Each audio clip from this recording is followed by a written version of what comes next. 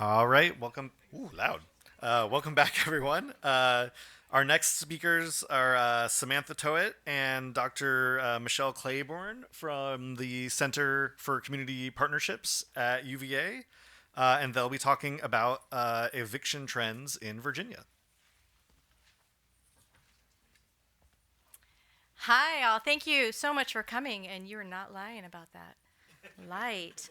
Um, I'm going to adapt for a minute. So, uh, we wanted to share a little bit about some of the ongoing work around evictions in Virginia, and just to foreground it a little bit. Part of this work really started when, in 2018, the New York Times published results from the Princeton Eviction Lab that showed that Virginia was home to, amongst large cities, 5 of the top 10 evicting cities, including Richmond, Hampton, Newport News, Norfolk, and Chesapeake, and also had 3 of the top 5 mid-sized cities in terms of eviction rates. That was Petersburg, Hopewell, and Portsmouth. So it created this a bit of fervor. One of the things that came out of that was the RVA Eviction Lab originated at the Virginia Commonwealth University around the same time that the Center for Community Partnerships, as we are currently known, was being developed.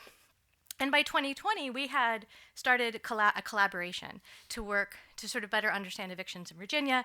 We entered a partnership with the Legal Services Corporation, which is a government-funded nonprofit that supports legal aid advocacy, and we developed a community advisory committee composed of legal aid advocates, tenant organizers, and a variety of other service providers around eviction to sort of be like, what do we need to know, right? What's the information that would help folks do the work that they're doing? And so we had this great collaboration that started, and I guess I jumped ahead, and I'll tell you more about that collaboration in a second because it does matter, right? There's in growth, led partly by Matthew Desmond's work in the Princeton Eviction Lab, but then also a wide range of scholarship around the harm of evictions, right? Evictions harm people not just when they are displaced from their home, but by having a court record about having an eviction filed on you regardless of the outcome itself creates harm for people. It reduces access to future housing, to jobs, to schools, to transportation, to childcare.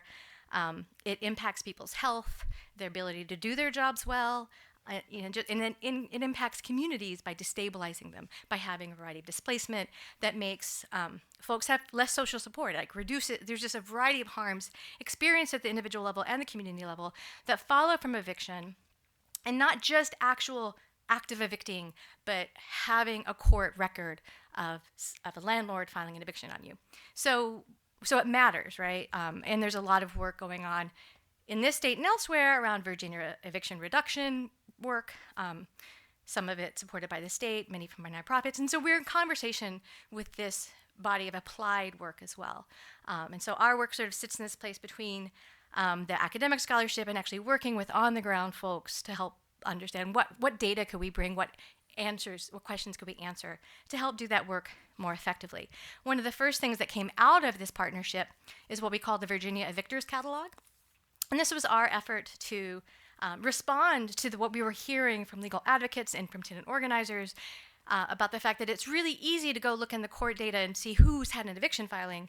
It's less obvious to understand who's doing the filing and how frequently they're doing it, right? And so that was the first take of the data, which is great from the Virginia Online Court Information System, to turn the lens of that data, because again, landlords use it all the time to check up on potential renters, to flip the lens, to use that data to look at who's doing the evicting. And that's what that project was about. So there's a ongoing, we update it quarterly, dashboard that's primarily actually a table that lets you search by localities and by time periods, by court jurisdictions and by time periods, or the whole state, to sort of to look at the frequency of eviction filings by plaintiffs, by the landlords, to look at how many of those ended in an eviction judgment, which is the moment when a judge gives possession back to the landlord of a property. How many of those appear to be what we call serial filings. Serial filings are this a behavior of landlords that we might categorize as a nuisance filing, where the intent isn't actually to remove a person, but to use the court mechanisms as a debt collection enforcement practice. But it creates there are other ways of collecting debt without bringing the court systems in. And so we tend to, in the advocacy space, think of this as a problematic behavior. And so we have advocates that use this dashboard regularly. What I'm showing here is just one of the images from it because I wanted to sort of highlight, sort of foreground the work we're doing now and remind people, right, that we had this period at the onset of COVID where we had a variety of protections against eviction, multiple state and federal moratorium. And you see the number of evictions in the state. This is all the court records of eviction in Virginia from 2018 through 2024. You can sort of see that peak in the left-hand part of is the beginning of 2019, and it goes down to the valley just before the new peak. That's 2019. I'm going to call that out because 2019 is going to be a focal year for us. And then on the other side of the moratorium, the very last 12 points are 2024, which is going to be the other focal year for us. And so one of the things we wanted to understand is a little bit more about the behavior of landlords and the prevalence of eviction sort of pre and post this huge disruption. There was so much work during this moratorium by organizations to help landlords, to educate landlords about alternatives other than eviction. And so that was part of the understanding is like, could we get to a new equilibrium with eviction? And so one of the other things, this is a project we've been working on for years. One of the directions that we're moving now is in response to, we had a really wonderful gathering of, again, legal advocates mostly and tenant organizers last year, where we all got together and talked about what more we needed. And they were describing sort of they wanted to understand, they wanted to be able to look at and interact with the geography of eviction more directly. And so one of the directions we've started moving is building a more interactive data tool that would sort of emphasize the geography of eviction in ways that our advocates and our residents could use. But as we're doing that, right, and we started looking at the eviction more geographically, we wanted to dig a little further into this to understand a little bit more about the prevalence of eviction, as well as the way that the composition of the rental market might impact that. So I'm going to turn it over to Sam to tell you more about the analysis we're working on now. Awesome. Thank you, Michelle. And hey, everyone. I think I can see you all out there. My name is Sam Toet, and I am a data scientist at the Center for Community Partnerships, which is literally actually across the road or across the downtown mall from this building here, right nearby the Bebedero. So very local, I would say, as local as it gets here. So as Michelle mentioned earlier, that this shows which counties had the highest rates of eviction filings in Virginia. So that is an idea of how many landlords were filing. So not how many people were getting removed from their place, but how many landlords were filing or how many files were being placed against people. Like Michelle also mentioned earlier, you can see that there's some dark spots on here where the rate of evictions especially high. We can see in Petersburg, a little bit south of Richmond, where there's that super dark purple dot, and then you can see it's all dark purple and blue down in Virginia Beach as well. We wanted to explore this a little bit more, and as you can see, there were 137 evictions being filed in just that year. So after looking at that, many of the advocates that we were working with, to better understand some of this, asked what community and landlord characteristics in each county influenced 2024 eviction rates. So what are the landlord behaviors that cause the most harm to our communities, and how has that changed from COVID to pre-COVID, especially given those eviction moratoriums that had happened? So here, first thing we wanted to look at was landlords operating as a business. So when I say landlords operating as a business, think massive rental agencies, that maybe have a ton of properties, a ton of people living there. Perhaps they automate some of their processes versus an individual who is renting out a guest bedroom or their guest house or something like that. So that was one way we wanted to distinguish between different types of landlord characteristics and what influences the rate of evictions or serial filings as well. So here in 2024, there are almost 20,000 landlords total. And then of those landlords operating as a business, between 0 to 30, there were 46 that were between 0 to 30, 46 counties where there were between 0 to 30% of the landlords were a business, 65 counties where 31 to 50% of those landlords were operating as a business, and then 13 counties where 51 to 100% of the landlords were operating as a business. We wanted to understand the comparative magnitude of how this breakdown of landlord composition in each county may have influenced eviction filing rates. So we used a Poisson model to understand what effect each community characteristic, which is listed on the right, and I'll talk about in a second, how they had on the number of evictions filed for each county. So each variable was scaled and then center meaned so that we could really measure just did it have a positive or negative effect? That's ultimately what we're showing on this plot on the right here. So one key variable we examined was rent burden, which is defined by the census as the number of individuals that pay over 30% of their income to rent. So they're considered as being burdened when it comes to paying rent. We can assume that people that may be rent burdened, who are struggling to pay rent, may also be experiencing more rates of eviction or have more filings against them. So we decided to measure that in addition to the interaction of rent burden on landlord business characteristics. So the variables we explored, I'll quickly go through them, were the composition of business landlords in a region, so broken down into, up to 30%, 31 to 50%, or above 50%. We looked at the percent of individuals experiencing rent burden, also interacted with the businesses. We looked at residential mobility, or the ratio of individuals that moved in a particular region. We also looked at the percent of college students in a region because they're typically more transient, frequent renters, and they may influence population and housing densities as well. So we wanted to take that into account. We measured rent exploitation, which is when someone pays more in rent than a property is actually worth in property taxes. So therefore, the landlord is essentially exploiting them for more money than they should be. And then we also wanted to look at the percent of individuals that identify as white, because historically in Virginia especially, that has led to problematic rental practices. And then we also wanted to measure the black and white residential dissimilarity, or how much one person would have to move, or one group of people would have to move to measure out an evenness. So for the sake of time, we're going to focus primarily on landlord business composition, because as you can see, just by looking at those top 3 points up there, they're not necessarily linear. Sometimes it has a negative influence, sometimes it has a positive influence, and so we wanted to kind of better understand what that means.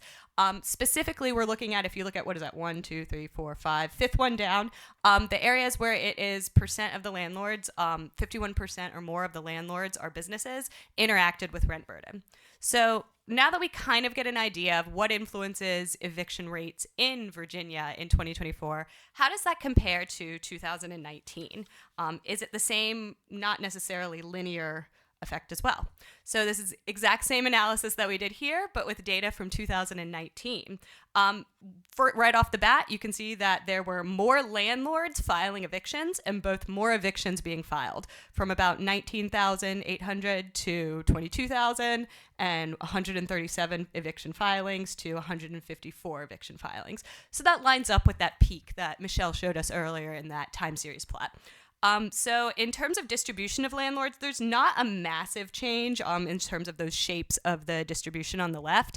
But what we can see is that there were significantly more landlords more counties with landlords in that 31 to 50% range. I'll get there, than there were in 2024. So that really kind of means that the density of landlords decreased from that time period. So back to that one area that we were really interested in, which was that line 5, the greater than 51% of landlords being rent burden. If you look at these 2 plots back to back, and you kind of look at what is a negative versus what is a positive effect, so not looking at too much of the distance, but just looking at if it crosses that horizontal or vertical line. The one that is most interesting, at least to me, or that stuck out the most to me, is that 5th line where you can see the percent of landlords operating as a business interacted with rent burden. So what it looks like in 2019, has a very negative effect. But then if you look at it in 2024, it goes from positive. So that was really interesting, at least for us to see, where overall, maybe rent burden stays, negative or positively influencing the rate of eviction. That rent burden within areas where there are a higher proportion of landlords, that somehow went from being negative in 2019 to positive in 2024.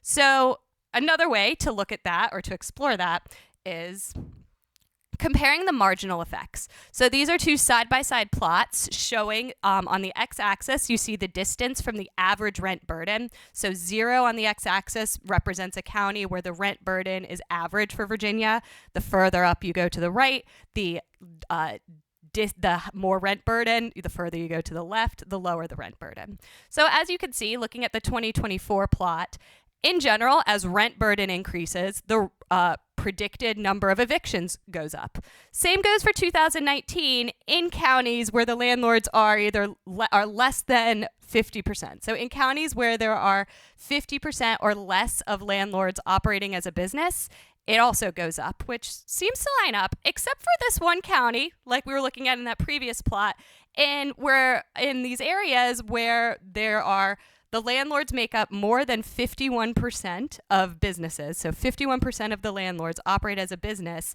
That went down in 2019. So that was a really interesting change we noticed from COVID. So why did that happen? Spoiler alert, I'm not a legal advocate, so I don't really know exactly why, but I can only speculate. So one idea is maybe perhaps before the pandemic, large corporations were better able to absorb the non-payment of rent, and so that's why it didn't matter as much. But then also, why did that change in 2024?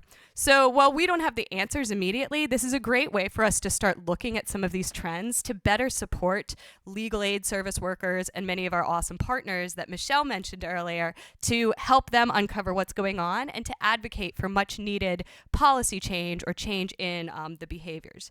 So our next question, which we just started looking at, which I'm pretty excited to learn more about as well, was looking at serial filings. So like Michele mentioned earlier, what landlord characteristics in each county influence serial nuisance filings? A filing is considered serial if it's by the same landlord against the same tenant over a rolling 12-month period. They're typically used more as a threat or a way to extract rent money, because if someone is facing multiple eviction filings over a rental period, in the same rental location, they clearly have not been kicked out of the property. They're still living there. The landlord's just using that as a threat. I will evict you. I'll file you so that you pay rent. And the threat of evictions, so even, while being evicted and literally losing your home is pretty devastating. The threat of being evicted can also be pretty devastating. Having that constant stress looming that you need to make your rent. You may then have to, participate in ways to get money to pay that rent that could be harmful. So we wanted to look at, and this is just the beginning of some of our next steps, was looking at those landlord characteristics that influence serial nuisance filings. And why did we want to look at that? Because in 2024, of all of the evictions filed in 2024, so 137,000, 40% of them, so almost 56,000, were serial nuisance filings. Of those 56,000 serial nuisance filings, 52.5 thousand, so 93% of them, were by landlords operating as a business. So just seeing those numbers makes one think, what could be going on here? So one of the next steps we did, which, again, spoiler alert, I don't know why, I don't have the answers, but I thought it was really interesting, and so I wanted to share that here, was we modeled the binary outcome of if a filing was serial or not using a mixed effects logistic regression with landlords operating as a business nested inside of counties. So ultimately asking, why are serial filings more likely in some places? Here we also use the interaction of rent burden, so the scaled rent burden. Key takeaway here, I don't need to explain all of the numbers here, but if you look at that in the estimate column, the second one there, so where it's 0.9, that essentially says that, for the binary outcome of the plaintiff being non-residential, so the landlord being a business, it is a 97% chance that the filing was serial. So that was a really interesting takeaway. definitely warrants more next steps and more investigation, but I just wanted to put that out there as something we are actively looking into. And so in addition to next steps, I want to jump into some other things that we're working on and that we plan on doing with this project. So if anyone in here is an expert or is a legal advocate, I'd love to chat with you about how this might be helpful or what you would want to do with this information or what questions we're trying to ask. But like Michele had mentioned earlier, we're building out a data tool for community and advocates to explore geographies in relation to some of those various community characteristics that we pulled from the census. Identifying landlord ownership clusters. So are there areas where landlords own a lot of properties? Are there instances where landlords maybe don't even live in the state? Maybe it's someone who owns just a ton of properties all over the place and that's their main source of income. We also want to look at more zip code level information because counties are a little bit large, especially when you think about, here in Charlottesville where, Charlottesville, it has all different types of community characteristics, especially when compared to Albemarle County. So we'd like to look at maybe smaller proportions. I know that, there's a lot of renters at UVA, for example. And then we also want to look at some more environmental characteristics, like if they are urban or more rural, or really just better understanding the nature of the rental population, and then also the landlord characteristics to understand landlord behavior. And then we also want to look at some additional landlord behaviors. I know earlier when I mentioned that we're speculating that maybe some large landlords or large landlord organizations, rental properties, maybe they automate some of those eviction filings so someone doesn't pay rent right away. They have the system that then uses AI for bad to then, immediately send an eviction. So that's something we're looking at for the timings of filings. So this has been my really quick 20-minute overview of, how we can explore evictions in Virginia and what more needs to be done so that these conversations can then be had to advocate for additional policy change. And with that, I will jump into questions that me and my colleague Michele can attempt to answer.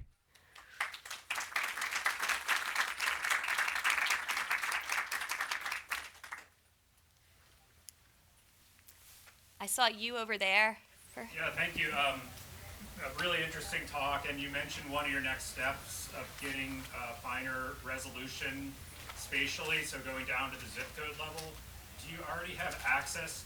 Is this information reported at a very location-specific level that you can do zip code or even block group or block level analyses of locations? So I want to make sure I answer the mic. So the data that we're using is we do have that's been shared with us from our legal advocates is down to the zip code level. So we do have both the plaintiff and defendant zip code level, and then in some cases we even have the address of the property where the person's being evicted from. And then we do not always. Okay, so we don't always have that. I think I saw it only maybe in a few examples. And then we also have when it comes to census data, we can get that down on the tract level. So we can pull down data both on the zip code and tract level to, look at those different effects, whether they're nested or like that. So thank you. Yeah. Yes. Yeah. Do you have any visibility into corporate policies for the ones that are operating as a business? Like I have talked to former property managers, and part of the performance review was how much of a percent was evictions. Mm-hmm. Like that's a hostile policy in my opinion. Do you have any insight into that? I don't, but that's something I'd be curious to look more into. I'm not sure, Michele, if you have more insight into that. I'd be curious to also understand, and we can chat about this, is when they measure stuff like that, if it's a good or bad thing. It's positive. They want a percent of evictions from the property managers. Just a few people I've talked to. This is anecdotal. Totally, yeah. Oh, that's fascinating. So yeah, definitely something that I want to add to our next steps, because I'd be curious to see, what are the measurements of success as a landlord? Are you supposed to be evicting people? Is that a way to make money? So yeah, I'd be very curious. Something we should look into. Yes, you, ma'am. On that note, I was going to ask if you guys had looked into how the ones operating as a business kind of jives with what's been going on with RealPage lately, and maybe they've level set their rental prices with like AI, and they've been taken to court and all that.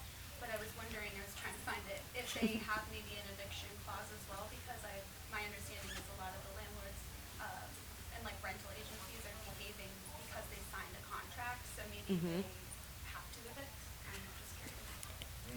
That's fascinating. I hadn't even thought of the idea that like there are requirements to evict, so that's definitely something we would want to incorporate into here. Actually, this is part of the reason we want to do over time is because of the growth of the prop tech industry, right? And so that's really the justification. We have data going back to 2008, and what we wanted to start with these two clusters because it was around COVID, but part of the idea of sort of comparing over time is precisely to understand the implications of the growing prop tech industry. You mentioned that the filing for eviction, sometimes the nuisance ones, they're for a purpose, like they're trying to get rent, but you mentioned that there's other ways for them to go about getting it. Could you go in depth into those, like just a little bit? Definitely. Yeah, so partly there are in every locality as well as the state, there are a variety of programs that are meant to help people who are at threat of eviction because they haven't been able to pay rent. And so some of the legal advocates we worked at, for instance, the Virginia Evictors Catalog, they use that to understand like who are the people we need to go intervene with to make sure the landlords, to make sure they're aware of these programs that their tenants have access to. Some of them are programs directly relevant that landlords could apply to. And so part of it's about making them aware of the existing policies that are on the state and local. There's funds from both most localities and the state that do this, and landlords just don't know, right? And so it's trying to get them to be like, hey, could you do this first, or could you encourage your tenants to access the programs that they have eligibility for first before you file eviction? And so it's really mostly things like that, trying to understand who we need to talk to educate, to make sure we don't do the nuclear option right away. We have time for one more question. I was curious about how that, oh my gosh, I completely forgot. We can chat after. Yeah, all right, one other question. And we'll...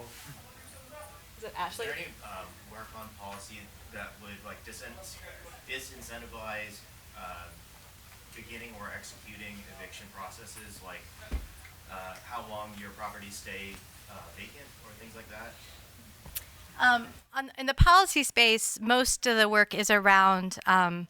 There's some policy protections for certain kinds of properties that have been funded through federal funds that restrict your ability to evict, and there's ways of extending. There's talk about how could we extend more protections to other kinds of properties, but there's also the primary. I'm sorry, I had a policy in mind I wanted to reference, and I've forgotten what the.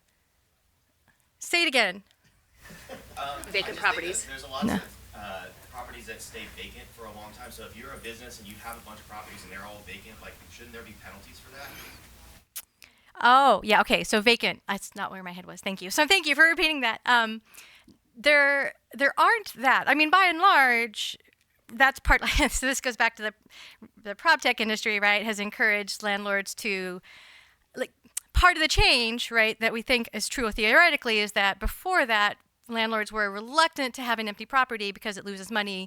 The prop tech folks to convince them that they might actually make more money by evicting. The other thing about serial filings is it adds late fees and other things on it that make it that are money reaped for the landlord. And so there's very little disincentive to do it. I think one of the policies that, sorry, this isn't about vacancy, but this was the one I was thinking of, that the advocates are really pushing for are raising fees for filing, right? So it's very clear across the country that states that have higher eviction filing fees have lower evictions. Like it's a really straightforward way of just making sure you really want to do this and you aren't just doing it as an automatic process in order to get your money, as well as that 10% late fee every month, right?